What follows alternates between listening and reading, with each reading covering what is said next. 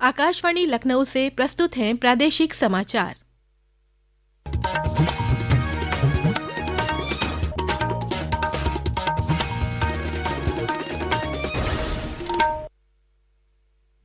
मुख्य समाचार।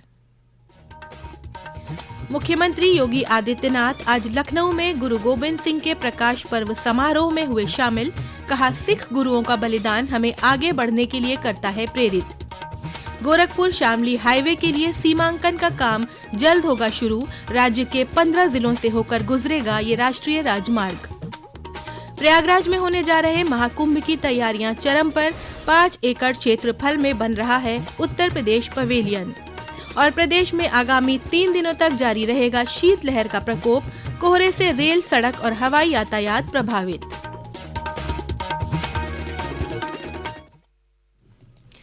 नमस्कार, प्रदेश के समाचारों के साथ मैं तनवीर फातिमा और अब समाचार विस्तार से। खालसा पंथ के संस्थापक और 10वें सिख गुरु गोविंद सिंह का 358वां प्रकाश पर्व प्रदेश भर में पारंपरिक हर्षोल्लास और आस्था के साथ मनाया जा रहा है। गुरुद्वारों को भव्यता के साथ सजाया गया है और विशेष अरदास तथा लंगर के कार्यक्रम आयोजित किए जा रहे हैं। इस अवसर पर मुख्यमंत्री योगी आदित्यनाथ आज लखनऊ के डीएवी कॉलेज मैदान में आयोजित समारोह में शामिल हुए। अपने संबोधन में श्री योगी ने कहा कि सिख गुरुओं का बलिदान हमें आगे बढ़ने के लिए प्रेरित करता है। उन्होंने कहा कि गुरु गोविंद सिंह ने खालसा पंथ की स्थापना कर न सिर्फ जाति भेद को खत्म करने का काम किया, बल्कि समाज को सत्य, न्याय, धर्म और भलाई के लिए प्रेरित किया।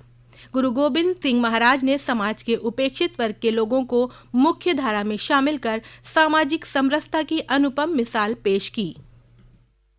गुरु गोविंद सिंह जी महाराज खालसा पंथ की स्थापना जाति भेद को, छुआछूत की भावना को सर्वथा समाप्त करने के उद्देश्य से उन्होंने की। उस समय की विधर्मी ताकतों को उन्होंने उस रास्ते से हटने के लिए कहा, चाहे देश और धर्म के मार्ग में बाधक है। और इसीलिए हम लोग आज भी कहते हैं, याद करना, सिख गुरुओं ने जो परंपरा डाली, गुरु नानक देव जी से लेकर के गुरु गोविंद सिंह जी महाराज तक, सिख गुरुओं का ये गौरवशाली इतिहास एक नई प्रेरणा प्रदान कर रहा है हम सबको।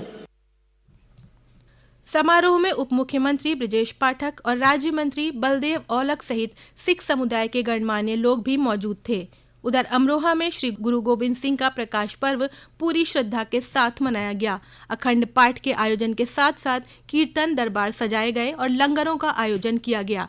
इसके अलावा लखनऊ के आसपास के जिलों में भी गुरुद्वारों में सिख समुदाय के लोगों की भारी भीड़ देखने को मिल रही है। प्रदेश में नए गोरखपुर शामली राष्ट्रीय राजमार्ग के लिए सीमांकन का काम जल्द शुरू हो जाएगा।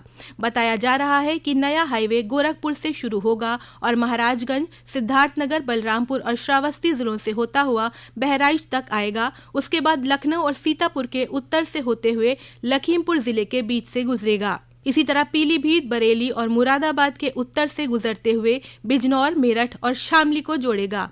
NHAI ने बताया कि सीमांकन के बाद जमीन अधिग्रहण की प्रक्रिया शुरू की जाएगी। हाईवे का निर्माण कार्य 3 वर्षों में पूरा किया जाएगा।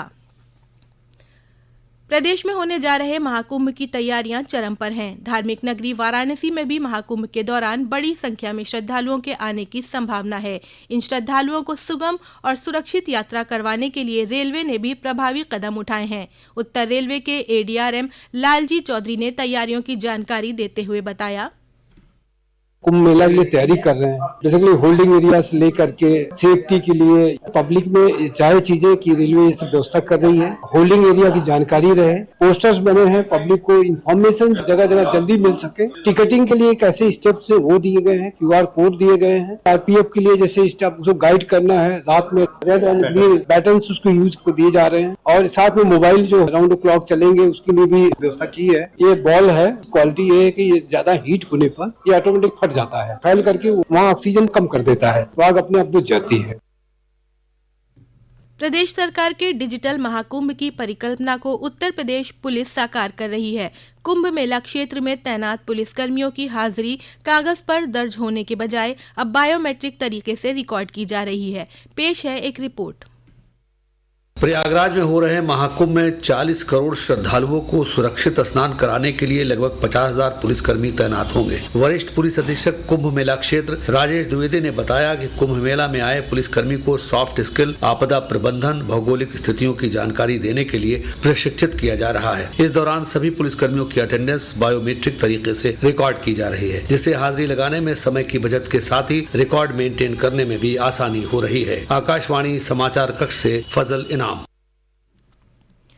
प्रयागराज महाकुंभ में पर्यटन विभाग 5 एकड़ क्षेत्रफल में उत्तर प्रदेश पवेलियन बना रहा है। इसमें राज्य के महत्वपूर्ण पर्यटन स्थलों की झलक दिखेगी और प्रसिद्ध हस्तशिल्प उत्पादों की प्रदर्शनी भी लगाई जाएगी। पर्यटन मंत्री जयवीर सिंह ने बताया कि उत्तर प्रदेश पवेलियन 10 जनवरी से शुरू हो जाएगा। इसमें राज्य के रामायण सर्किट और कृष्ण ब्रज सर्किट सहित 12 प्रमुख सर्किटों को दिखाया जाएगा। पवेलियन में राज्य के सभी 75 जिलों के ओडीओपी उत्पादों के स्टॉल भी लगाए जाएंगे। ये समाचार आप आकाशवाणी लखनऊ से सुन रहे हैं। ताज़ा समाचार जानने के लिए आप हमारी वेबसाइट newsonair.gov.in पर लॉगिन कर सकते हैं। इसके साथ ही आप प्रादेशिक समाचारों का ये बुलेटिन हमारे YouTube channel news on AIR Lucknow पर भी सुन सकते हैं। राज्यपाल आनंदीबेन पटेल ने आज लखनऊ में उत्तर प्रदेश डिजाइन एवं शोध संस्थान के नए भवन का लोकार्पण किया। इस अवसर पर अपने संबोधन में श्रीमती पटेल ने कहा कि संस्थान द्वारा कला, डिजाइन और शोध के क्षेत्र में बेहतर काम किए जा रहे हैं और ये प्रदेश के कारीगरों, बुनकरों और हस्तशिल्पियों के लिए महत्वपूर्ण है। उन्होंने कहा कि हस्त निर्मित उत्पादों को बनाने में लगने वाले समय और मेहनत के अनुसार मूल्यों का निर्धारण किया जाना चाहिए। श्रीमती पटेल ने कहा कि संस्थान को कम आय वाली महिलाओं को कौशल प्रशिक्षण देना चाहिए ताकि उनके हुनर को और मजबूती मिल सके। प्रदेश में घने कोहरे और कड़ाके की ठंड से जनजीवन प्रभावित है। कोहरे की वजह से दृश्यता कम होने से सड़क, रेल और हवाई यातायात भी खासा प्रभावित है। वहीं राज्य के 40 से अधिक जिलों में ऑरेंज अलर्ट जारी किया गया है। मौसम केंद्र लखनऊ के वैज्ञानिक मोहम्मद दानिश ने बताया कि आगामी 3 दिनों तक शीतलहर जारी रहने का अनुमान है। फॉग का असर रहेगा, लेकिन साथ ही में थोड़ा हवाओं का भी असर रहेगा आने वाले दिनों में। कुल मिलाकर जो ठंड है वो बनी रहेगी, इसीलिए हम आने वाले अगले 3 दिनों के लिए कोल्ड डे, दिन में ठंड का जो असर ठिठुरन है वो बना रहेगा और साथ ही में अर्ली मॉर्निंग में कोहरे का भी असर देखने को मिलता रहेगा। तापमान अभी अपने सामान से काफी नीचे चल रहा है। दिन का तापमान अपने सामान से 3 से 5 डिग्री के कमी देखी जा रही है, जो आने वाले दिनों में भी लगभग इसी के दौरान रहेगा। 3 से 5 डिग्री की कमी रहेगा। जो रात का टेम्परेचर है वो आने वाले दिनों में थोड़ी सी उसमें भी कमी देखने को मिलेगी। वहीं बलरामपुर और शामली सहित कई स्थानों पर हल्की बारिश से सर्दी में बढ़ोतरी हुई है। लखनऊ, बाराबंकी, अमरोहा, बलरामपुर सहित कई जगहों पर धूप निकलने से लोगों को राहत मिली है। लखनऊ में जारी अंतर्राष्ट्रीय हैंडबॉल प्रतियोगिता में आज भारतीय टीम ने यूथ वर्ग में कजाकिस्तान को हराकर फाइनल में प्रवेश कर लिया है। भारतीय टीम ने शानदार प्रदर्शन करते हुए 31 गोल किए, जबकि कजाकिस्तान सिर्फ 27 गोल ही कर सकी। आज का आखिरी मैच जूनियर श्रेणी का सेमीफाइनल है, जो भारत और कजाकिस्तान के बीच खेला जा रहा है। प्रदेश के सभी जिलों की एक गौशाला को गौ आधारित प्राकृतिक कृषि प्रशिक्षण केंद्र बनाया जाएगा। ये जानकारी राज्य गौ सेवा आयोग के अध्यक्ष श्यामधारी गुप्ता ने आज अयोध्या में मीडिया को दी। उन्होंने बताया कि गोवंश संरक्षण और संवर्धन के लिए केंद्र सरकार के साथ साथ प्रदेश सरकार भी प्रभावी कदम उठा रही है।